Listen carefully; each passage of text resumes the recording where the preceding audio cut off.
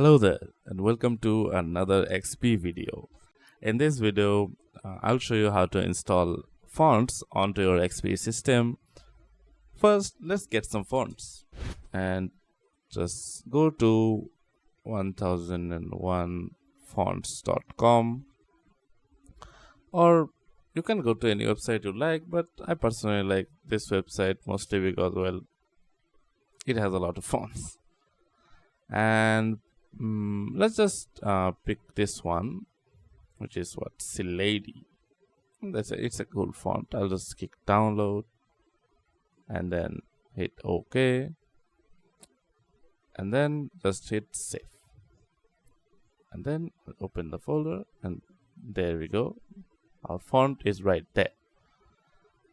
So now we just have to extract it. Just right click and then extract all.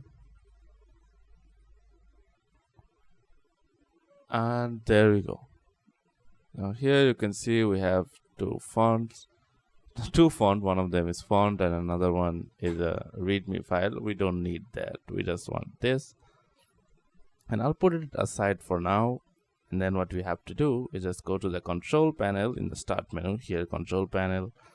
Now for some people this is a bit confusing for some people, so you can just switch to classic view, and this will allow you to see all of them at once. So it's a bit convenient instead of categories. So in here you can see the option right here which says font.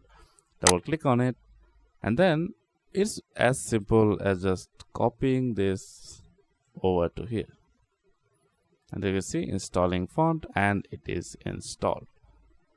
Where the heck is it? Oh, there you go. It is installed onto your system. So that's basically how you install fonts on a Windows XP system. If you find the video helpful, hit like and subscribe, and leave a comment about what should I make next.